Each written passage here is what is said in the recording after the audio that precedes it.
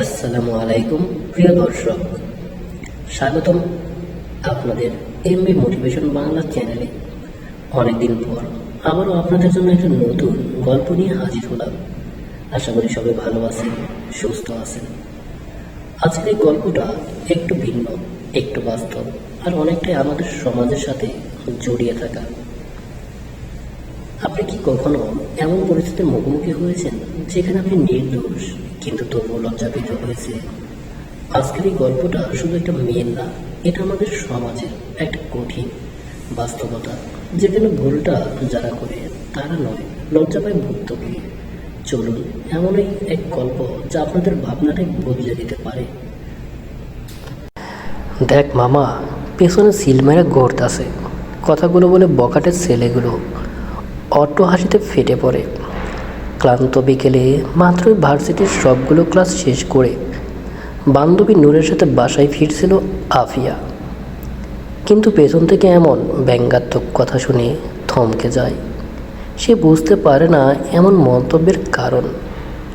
বিভ্রান্ত আফিয়া তার বান্ধবী নূরকে জিজ্ঞেস করে, ওরা এমন বলছে কেন? নূর কিছুটা বিব্রত হয়ে বলে, দোস্ত, তোর পিরিয়ড শুরু হয়েছে মনে হয়, কামিজের পেছনে ব্লাড লেগে আছে।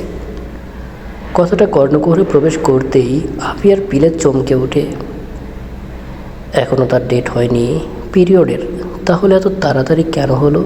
ও, আজ সারাদিন ল্যাব ক্লাস দৌড়াদৌড়ি করেছে, তাই হয়তো এইবার তাড়াতাড়ি শুরু হয়ে গেছে।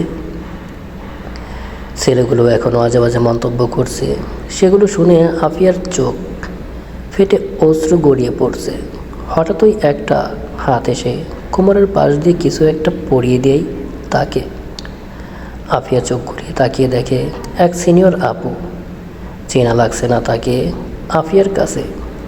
মেয়েটি কাজ শেষ করে সোজা হয়ে দাঁড়ালে আফিয়া নিচের দিকে তাকিয়ে দেখে একটা ওড়না কোমরে বেঁধে দিয়েছে, যাতে পেছনের ব্লাড না দেখা যায়। আফিয়া তাকে ধন্যবাদ দিয়ে চলে যাওয়ার জন্য পা বাড়ালে আমায়রা তার হাত ধরে আটকে দেয়।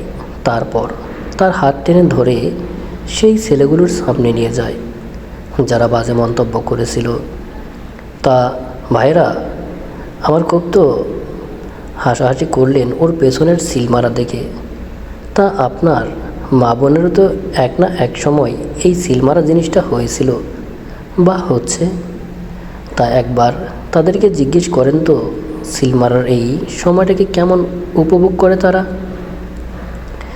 ছেলেগুলো নিজেদের হাসাহাসি থামিয়ে থমথমে মুখে তাকিয়ে থাকে আমায়রার দিকে। পেছন থেকে একজন ছেলে বসা থেকে উঠে এসে জিজ্ঞেস করে, কি আপা, সমস্যা কি আপনার? আমাদের মা বোনকে টানছেন কেন? আমায়রা একটা চমৎকার হাসি দিয়ে বলে, আমার তো কোনো সমস্যা নেই, তেমন আপনাদেরও কোনো সমস্যা ছিল না যখন ও নর্মালভাবে এখান দিয়ে হেঁটে যাচ্ছিল। তাও আপনারা ওকে ভীষণ সেন্সিটিভ একটা বিষয় নিয়ে টন্ট মেরে কথা বলেছেন। আপনার ওকে লজ্জা দিলেও আমি কিন্তু আপনাদের লজ্জা দিয়ে কিছু বলিনি, জাস্ট আপনাদের মজার খোরাক হওয়া বিষয়টা সম্পর্কে একটু ধারণা দিতে বললাম। আর একজন ছেলে মারমুখো হয়ে আমায়রাকে বলে, এই মাইয়া, বেশি পটর পটর করতাছস কেন? তোরা কিছু বলছি? যারা বলছি সে তো যাইতেছিল গা, তুই আগ বাড়াইয়া মাতব্বরি করছস কেন? জাপট। ভীষণ বিদ্রুপ করে কথাটা বলে ছেলেটি। আমায়রা তাদের আর কিছু বলে না। সে আফিয়া ও আশেপাশে দাঁড়িয়ে মজেন পাবলিকদের উদ্দেশ্য করে বলে, দেখলেন তো, আগ বাড়িয়ে অন্যের হয়ে কথা বলতে গেলাম হেনস্থা হতে হয়। আর যদি ও নিজের হয়ে কথা বলতো, এদের হীন লজ্জায় না পেয়ে এদের গালে দুটো দিয়ে বুঝিয়ে দিত, এই নিজের হাত দেখিয়ে। কোমল হাত যেমন সেবা করার কাজে ব্যবহৃত হতে পারে, তেমনি এই হাত অসভ্যদের সভ্য করতেও কাজে লাগতে পারে। ও পারেনি কেন জানেন? আপনাদের জন্য। সকলে আমায়রার কথা শুনে অবাক হয়ে যায়। হ্যাঁ, আপনাদের জন্য। আমরা তো জানি আমাদের দেশের পাবলিক এতই ভালো যে তারা প্রতিবাদ তো দূরের কথা, অন্যের প্রয়োজনের সময় পেছনে ঘুরেও তাকায় না, বরং সুযোগ পেলে দাঁড়িয়ে থেকে মজা নেয়। আপনি আমরা যদি দরকারের সময় দাঁড়িয়ে দাঁড়িয়ে মজা না নিয়ে এগিয়ে এসে দুটো প্রতিবাদ করতাম, তাহলে আজ ও নিজেই নিজের জন্য যথেষ্ট হতো, আর আমাকে হয়তো অপমানিত হতে হতো না। আমার আর কথায় আশেপাশে দাঁড়িয়ে মজা নেওয়া পাবলিকরা লজ্জা পেয়ে যায়। তারা মাথা নিচু করে দাঁড়িয়ে থাকে। তখন ওই ঠাস করে একটা শব্দ শোনা যায়।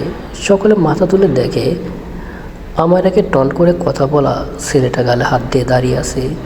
তার সামনে রুদ্রাণীর উপরে দাঁড়িয়ে আছে আফিয়া। সকলে বুঝতে পারে ছেলেটার গালে একটা তাল পড়েছে। ছেলেটাকে থাপ্পড় মারায় ছেলেটার বন্ধুরা এগিয়ে এসে আফিয়ার গায়ে হাত তুলতে গেলে উপস্থিত জনতা তাদেরকে আটকে দেয়। সকলে প্রায় তাদের গণদোলায় দিবে, এমন সময় আমায়রা তাদের থামিয়ে দেয়। তারপর মার মুখ জনতার উদ্দেশ্য করে বলে, আপনারা একটু শান্ত হন, আমাকে একটু তাদের সাথে কথা বলতে দেন। জনতার মধ্যে একজন প্রথম ছেলেটির গলার খামচে ধরা অবস্থায় বলে, কি কথা কইবেন আফা, তাগুলোকে এরা কথা শোনার মতো মানুষ না। বহুত দিন ধরে খেয়াল করতেছিলাম, এরা এলাকার মা বোন কাউরে ছাড় দেয় না বাজে কথা শোনাইতে। আজ আপনাদের কথা শুই না মনে হয়েছে এরা এত বার বাড়তে পারছে আমাকেও চুপ থাকার লাইগা।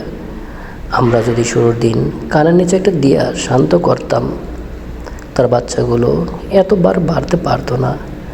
আজ যেহেতু আমাকে চোখের উপর থেকে পর্দা উঠে গেছে, আজকেও একটা শিক্ষা না দিয়া শান্ত হবো না। আপনারা আফিয়া নূর আর আমায়রাকে উদ্দেশ্য করে লোকটি বলে, চইলা যান, আমরা এগো আজকে একটা আচ্ছা করে টাইট দিয়া তারপর সারমু। আমায়রা খানিক হাসে, তারপর হেসে লোকটির সামনে এসে লোকটির হাত ছাড়িয়ে নেয় ছেলেটির কলার থেকে। লোকটিকে বলে, শোনেন চাচা, এরা হলো আপনাদের সন্তানের বয়সী, আর সন্তান ভুল করলে আপনারা বাবা মায়েরা কি করেন? শুরু থেকে চড়থাপ্পড় দেন, নাকি তাকে ভুলটা ধরিয়ে দিয়ে তাকে বোঝান যে কাজটা ঠিক হয়নি, এটা কাজটা যেন সামলে সে আর না করে? নিজের সন্তানদের ব্যাপারে যদি শুরুতেই মার দিয়ে না বোঝান, তাহলে ওদের বেলায় এমন অবিচার হবে কেন? ওদের তো একটা সুযোগ পাওয়া উচিত নিজেকে শুধরানোর, কি উচিত না? আমারা সকলের উদ্দেশ্যে করে প্রশ্নটি করে সকলে তার কথা ইতিবাচক সম্মতি দেয়। আমার আবার ছেলেগুলোর দিকে ফিরে তাকায়। মার খাওয়ার ভয়ে ছেলেগুলো মুখ একদম আমসি হয়ে গেছে। সে তাদের উদ্দেশ্য করে বলে, শোনো ভাইয়েরা আমার, তোমরা জন্মগ্রহণ করেছো এই মেয়েটির আফিয়ার মতো একজন মেয়ের গর্বে। সেই মেয়েটিরও একদিন ওই সিলমারা জিনিসটা হয়েছিল বলেই তোমরা আজ এত সুন্দর পৃথিবীর মুখ দেখতে পেরেছো। তাই আজ যে তুমি এই মেয়েটিকে অপমান করলে, পক্ষান্তরে তুমি নিজের গর্ভধারণীকেই অপমান করলে, এই কাজটা কি তুমি বা তোমরা ঠিক করলে? ছেলেগুলো না বোধক মাথা নাড়ায়। আমারা তাদের বলে, ধন্যবাদ নিজেদের ভুলটা বোঝার জন্য। আশা করি আজকের পর এমন কোনো কাজ করবে না। আজ যা ইনডাইরেক্টলি তোমার মা বোনকেও অপমান করা হয় মনে থাকবে। ছেলেগুলো এবার হ্যাবোধক মাথা নাড়ায়। আমরা বিষয়টা ভালোভাবে হ্যান্ডেল করে সকলকে শান্ত করে চলে যাওয়ার সময় পেছন থেকে এক লোক জিজ্ঞেস করে, আপা, আপনারা তো চিনতে পারলাম না, এই এলাকায় কি নতুন আপনি? জি, আমি শেখ আফরিন আমায়রা, এই এলাকায় নতুন ওসি। উপস্থিত জনতা বিস্ময়ে তাকিয়ে থাকে তার দিকে। সেদিন থেকে এলাকার মানুষ শুধু আমায়রার সাহসিকতাকে নয়, নিজেরা অন্যায়ের বিরুদ্ধে রুখে দাঁড়ানোর শিক্ষা নিতে শুরু করে। প্রতিবাদ অনুগল্প, কলমে সাদিয়া সুলতানা মনি। তো প্রিয় দর্শক, গল্পটা এখানেই শেষ, কিন্তু এর মেসেজটা আমাদের সবার জন্য। এই গল্প থেকে আমরা কি শিখতে পারি? প্রথমত, যে বিষয়টা স্বাভাবিক সেটাকে কখনোই লজ্জার কারণ বানানো উচিত না। দ্বিতীয়ত, অন্যায় দেখেও চুপ থাকা মানে সেই অন্যায়কে আরও শক্তিশালী করা। আর সবচেয়ে গুরুত্বপূর্ণ, প্রতিবাদ করতে শিখতে হবে। নিজের জন্য না পারলেও অন্যের জন্য দাঁড়াতে হবে। আর যদি আমরা সবাই একটু করে সচেতন হই, তাহলে হয়তো আগামী দিনে এমন পরিস্থিতির শিকার আর কাউকে হতে হবে না। ভিডিওটি যদি আপনাদের ভালো লেগে থাকে তাহলে অবশ্যই লাইক দিন, কমেন্ট করে জানান আপনার মতামত। আর এমন আরও অনুপ্রেরণামূলক গল্প পেতে আমাদের channel MB motivation Bangla subscribe করে পাশেই থাকুন। সবাই ভালো থাকবেন, সুস্থ থাকবেন। আল্লাহ হাফেজ।